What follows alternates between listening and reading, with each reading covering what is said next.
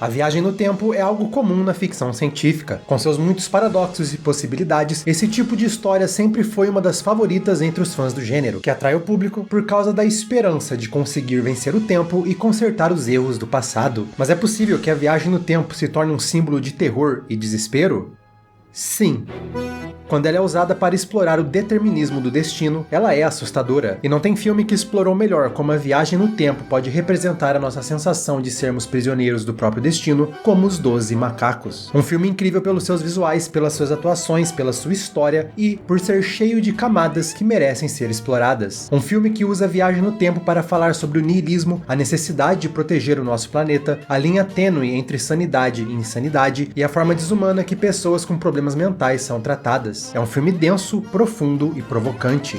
Inicialmente, Os 12 Macacos só parece um filme de viagem no tempo bem inteligente, mas ele tem muito mais a nos dizer sobre a natureza humana, sobre a nossa filosofia de como encaramos o mundo, sobre como tratamos o nosso planeta e onde isso pode nos levar. É uma história que explora um sentimento que sempre foi comum e que continua mais relevante hoje em dia. Ele explora a constante marcha para a nossa própria destruição e a sensação de estar entre o desespero de saber do fim e a vontade de apenas aproveitar o tempo que ainda nos resta. E se você soubesse que o mundo vai acabar, mas absolutamente ninguém acredita em você. Boas-vindas ao Central Pandora, eu sou o Matheus e hoje vamos explorar o futuro que já virou história. A história de um dos mais intrigantes filmes de ficção científica dos anos 90 e entender o terror que é a chegada dos 12 Macacos.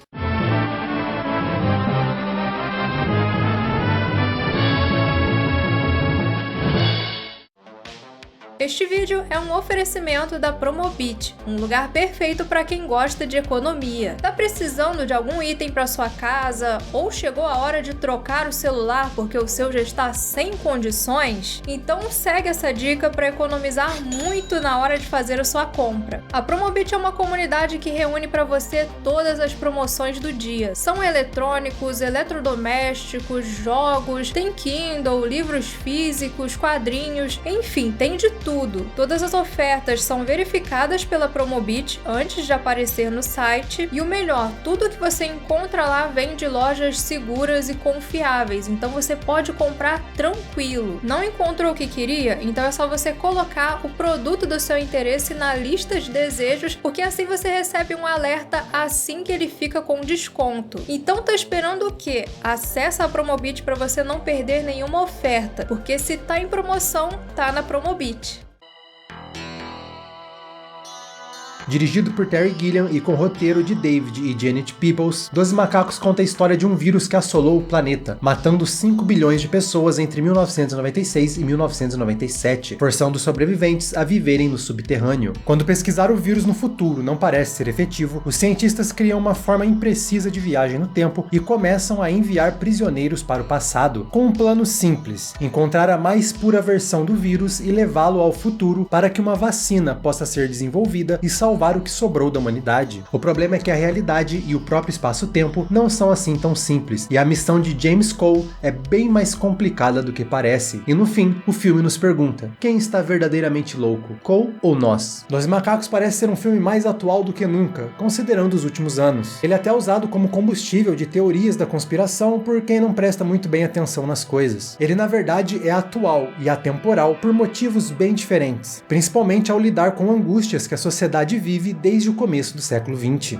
James Cole sabe que o mundo vai acabar em 1996. Ele sabe da existência do vírus, mas para todos os outros ele é completamente insano, tratado como um louco, literalmente. O filme foi inspirado pelo curta francês La Jetée, que também envolve viagem no tempo e o fim da humanidade, mas dessa vez por causa da Terceira Guerra Mundial. É um filme do New Wave francês, feito todo com fotos em preto e branco e narração. É um curta excelente, bem marcante e foi um dos mais importantes curtas da história do cinema. No entanto, os Peoples acrescentaram e mudaram a história a ponto dela ser quase que totalmente original e lidar com assuntos bem diferentes. Os 12 Macacos vai muito além do La Jetée quando fala de memória, quando fala da viagem do tempo e da natureza humana, dessa vez explorando o inevitável fim da humanidade e como reagimos a isso, como filosoficamente encaramos o fato de que sabemos que tudo está indo para um fim. Durante a narrativa, somos apresentados ao complexo de Cassandra, baseado na Cassandra da mitologia grega, a profetisa que foi condenada a prever catástrofes, mas ser desacreditada por todos.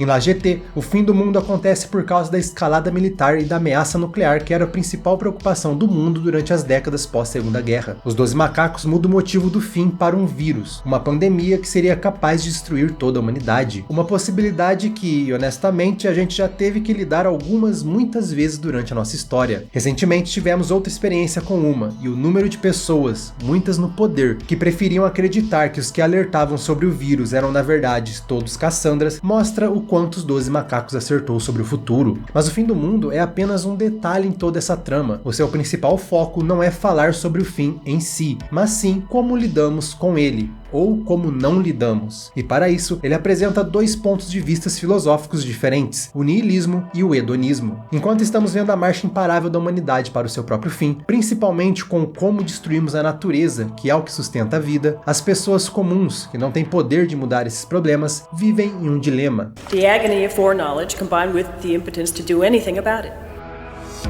Cole é um personagem que precisa enfrentar exatamente esse dilema. Ele sabe que o mundo vai acabar, mas não tem poder absolutamente nenhum de mudar isso, mesmo com a viagem no tempo ao seu lado. Are you going to save us, Mr. Cole? How can I save you? This already happened. I can't save you, nobody can.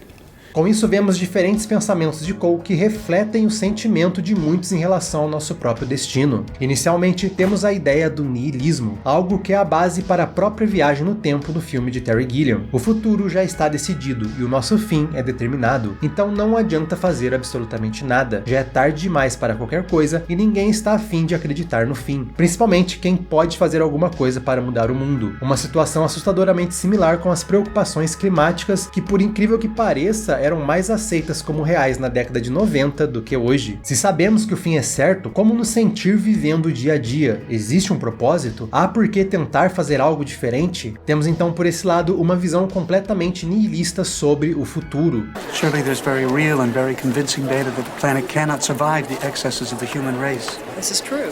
O pessimismo existencial de Cole é expresso em sua reação a como os humanos tratam a natureza. Look at them. They're just asking for it.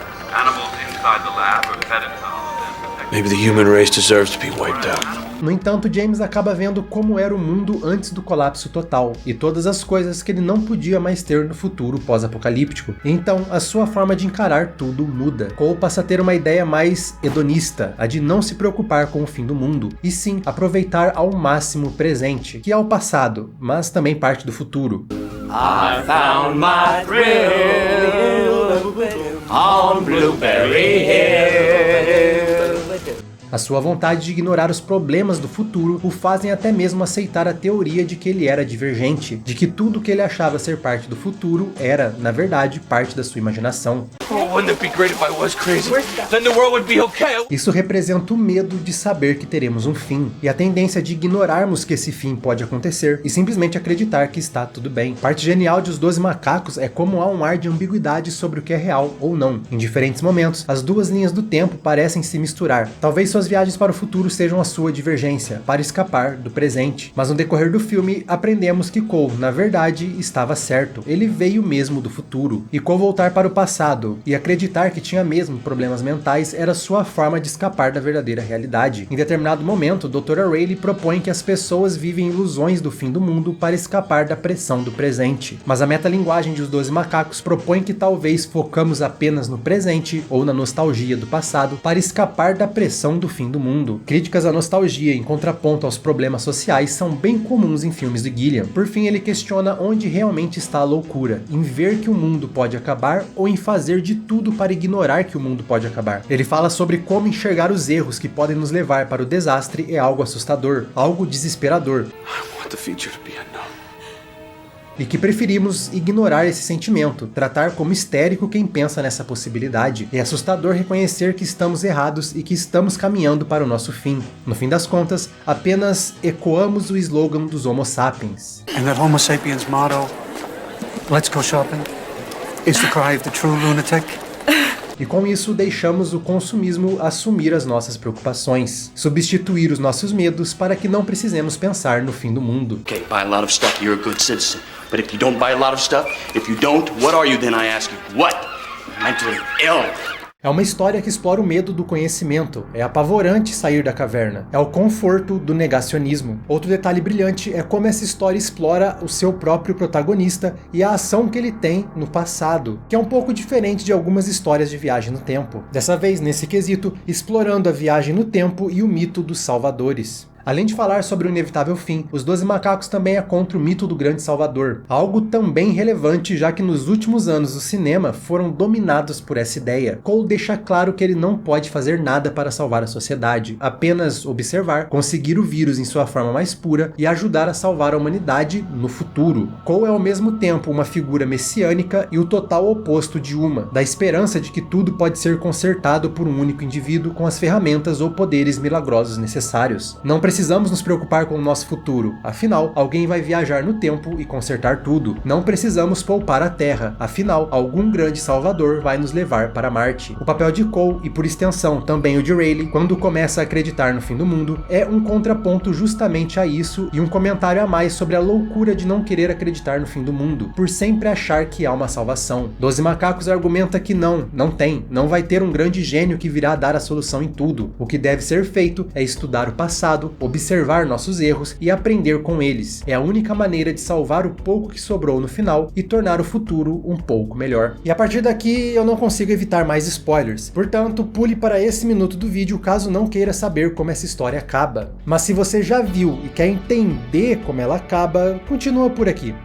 Enquanto há tempo, ainda há esperança. A evolução de Cole durante o filme trabalha com a visão do niilismo e do hedonismo, mas a sua própria consciência, representada pela misteriosa voz que ele ouve durante toda a trama, o lembra da sua importância no presente, e é aqui que mora a principal mensagem de Os 12 Macacos. Enquanto está tentando fugir para a Flórida junto de Rayleigh, Cole, ainda entre acreditar ou não no fim do mundo, deixa um recado para os cientistas alertando que o exército dos 12 Macacos não tinha nada a ver com o vírus. Por causa dessa ligação, os agentes do futuro conseguem encontrar Cole e dão a ele uma arma para tentar parar o responsável. Quem liberou o vírus foi Dr. Peters, assistente de Leland Goines, virologista que ganhou o Nobel pelas suas pesquisas e pai de Jeffrey Goines, que tinha sido o principal suspeito de tudo até o momento. Mas ao tentar parar Peters, Cole é alvejado pela polícia e morre, na frente dos seus próprios olhos na sua versão infantil. O assassinato que sempre perturbou Cole em seus pesadelos era o seu próprio, algo que ele viu quando criança, fechando assim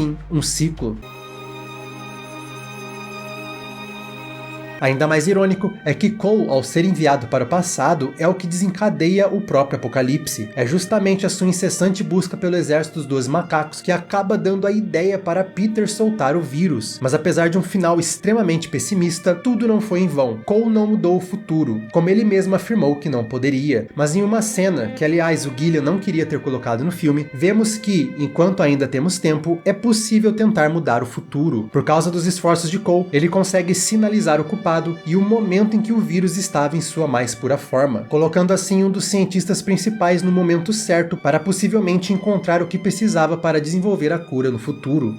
Jones is my name.